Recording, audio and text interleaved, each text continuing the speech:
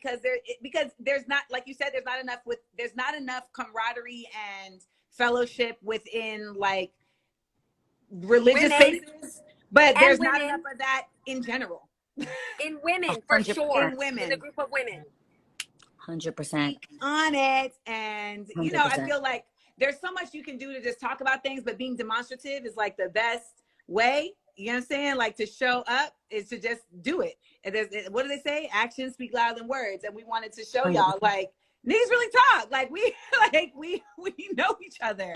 We be on group chats sending random photos of random things. But I think especially what you're saying right now is it's important to show up and not just be that, but to be an example of that. And I think for us in a situation where we were like, there was some wrong done here.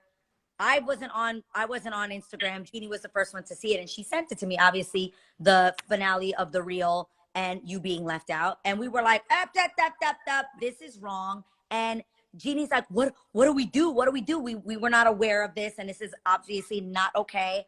And I said, call Amanda right now. Like, let's FaceTime her right now. Like, let's have the conversation with her. And that's where it begins. Like, you can't let somebody feel whack and not reach out. That's just who we are and who people should be in general. Yeah, number one first is friends first. Always. First part of that is like, I thought about your feelings. I was like, oh man, like, that doesn't feel good to be left out of anything. And number two, I wouldn't want you to think that this was something knowingly done on our behalf, you know? Right. So that's why calling you was so important. And it was important not just to call Adrienne, I was like a FaceTime. Because I want I want all of it. I am about, when I have something to say, text messages get misconstrued, tone, somebody could be yawning when they're like, I'm sorry. And then it doesn't read the same. No, bitch. We are here and we're like, are you okay?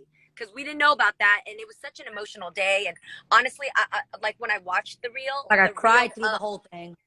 Yeah, we were so emotional. And I remember eye contacting with Adrienne because really like Garcelle's like living her last season. Lonnie's like being COVID safe. So me and Adrienne were really giving each other the like eyeballs of like, can you believe this long? So I really missed about half of it. So and it wasn't even crying about it being over. Like we actually said we were not going to cry because I think we were at such peace with it ending. But it was like more than anything for us, it was watching how far we've come. Yep. We didn't recognize it literally started. All I remember seeing was, hi, I'm Jeannie Mai. Hi, I'm Adrienne Bailon. And then we literally didn't watch the rest. We were like, can you believe who we were then? Like it was so strange. So it was an emotional moment for us. I was crying about our budget on first couple seasons of makeup, but go on. Go on. Done. And so Girl. When like she we discovered the lash like halfway through, we were like, this is not okay. And you shouldn't stand alone and you shouldn't have to feel alone in saying that that's not okay. Well, I was actually at the movies about to watch my co-star Jay Ellis in Top Gun and running on the edge, highway to the danger zone. And I was like, oh, they calling me. And I stepped out, you know, and when I came back in, like my man was like, you mad happy right now. And I was like, because to be loved. Just do the right thing, man. I know that feeling. Just do the right thing. Like, it doesn't take a lot to just do the right thing. That's all. But people really act like it does. People really act like, especially these days, I just feel like we're getting so much more examples of people just doing the wrong thing that it becomes like a responsibility to like be loud about doing the right thing, right? Mm-hmm. Because you're having to counter this like constant, like we're just going through so much as a society, as a country, we're seeing so much negativity that it's like, how do you counter that without just being quiet to yourself? Like, damn, that's whack. It's like, you have to be loud. I want to shout out just all the people who have like made it their business to be like, that was fucked up. Amanda was dope on the show. That shouldn't have happened, because, you know, like the negativity can be so much louder. And all of us on here can attest to when you're in a public space, like when you're on a show, like the internet shows up in a different way in your life. Yes. And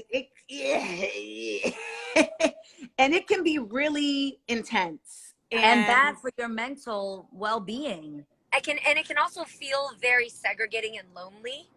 And perception is everything on the internet, sadly. And like, that sucks. Reads out there seems like it's the real thing. And more than anything, we just love you, Amanda. We just want to make sure, like, always, like cut to the chords. Like, the check-in is important. Like, how you doing? Always. Good. Always. You know. Yeah.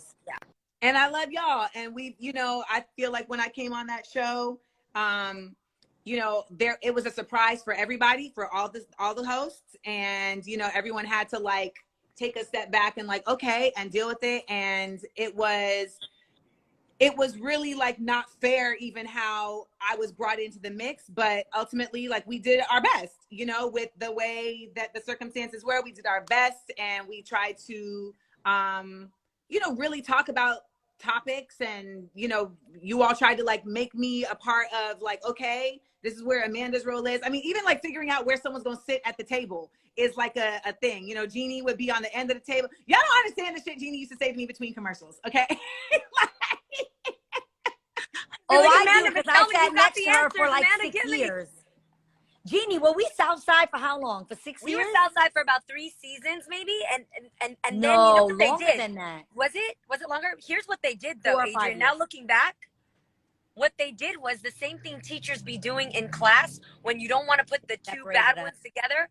They broke us up, girl. They broke us up specifically to get us to shut the fuck up. That's what they did. It didn't work, because then I would get in trouble. People would be like, stop talking between the breaks. I'm like, she's asking me questions, I gotta answer. Like, what's funny is we have things to say. What's funny is I loved, because I already was a fan, and I knew you, and I loved your work from Smart, Funny, and Black. And when you sat next to me, I started to learn more of your mannerisms based on the way you would handle those cards. Like, man, let me see. I got a cup holder here. But Amanda got some really pretty hands. I've been saying that since I knew her in New York. I'd be like, Amanda has the prettiest hands. Show your hands. She does. She's got no, like, this big nail beds, just very pretty hands. Did you? I don't have a big knuckle. I have a slender. Yes. Nice nail beds. Hands, and if she came out with her card, she'd be prepared, and she'd have her thing, and she'd be like, she'd sit like this, like ready for girl chat. Like, girl chat. Yay! And then, like, if she wasn't feeling what was saying, or she didn't like the way it was going, it would be a.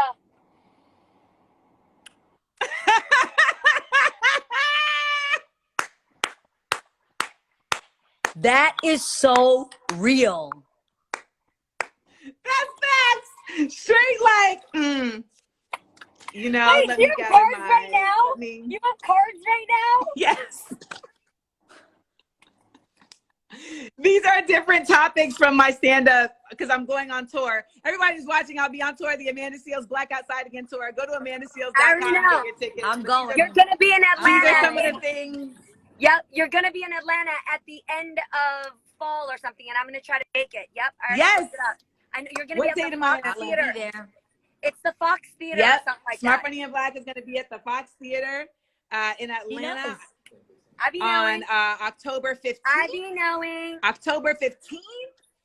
Yes, Jeannie, I'm impressed. Yes, we got to bring Mr. Jenkins through, Got to do it. No, y'all are funny. I never knew that. I mean, what's funny too is like people don't understand. Like we would be talking about things in real time. Like it's live. You know what I'm saying? Like when we're talking about these topics, like you've had like a conversation with a producer, but it's still different than like being all together. And then you're like reacting in real time. And people would be like, Amanda and Jeannie are fighting. I'm like, no, Amanda and Jeannie are two passionate people that are talking about the thing that they're talking about. And you just happen to be here seeing it happen. And I'd be like, so y'all don't have any of that in your life? Yes, you do. People also don't realize the comfortability you have to have those conversations. Like you can't debate with somebody like on a certain level if you're not at a comfortability level. I always felt like I could argue with Jeannie because she was somebody I was closest to. And I knew that when it was over, I could be like, I was trying to get my point across. And it would move on. That is the truth, Adrienne. Yeah. In your circle of friends, you already know. Think about when you come into like a party and you keep the conversation like surface, light, everybody's like, it's a yes and type of a flow. Yes. But yes. when you're with your girlfriends, you're like, bitch, I am going to check you right now. Where are you getting this? Stop. Stop. Where are like, you? What are the facts? Where are your receipts for this? This is not making any sense. This is not adding up. And if you really genuinely come from a loving, respectful place, then you let each other have your differences, and then you love each other the same because you're all going to the same place, growth. You know what I mean? You're all going to the same place, love. Like it should be that way. You're absolutely right. Someone in here was like, you know, I loved when Amanda wore her afro, and that was because like it had gotten to a point where I was so like worn out, and I was like, you know what? I just want to wear my shit as basic as possible. And then I was like, you know what? I can kill two birds with one stone. I could wear my shit as basic as possible and simultaneously be revolutionary. So I loved it. Why not? That I was think the best. we reposted you on our socials for XIXI because you had our necklace on with your fro. And it's like, people were like, you look stunning. Like, it was such a dope, it was a vibe, it was a movement, it was a look, but it was a statement. It was a statement, honey. And I was like, you know what? I didn't when have to put gel in my hair. When I said we should have included a few like great moments of Amanda's in the reel. Which Jeannie's argument was you should have shown the fro. I said, why couldn't Jeannie's argument to the execs was you at least should have shown the fro.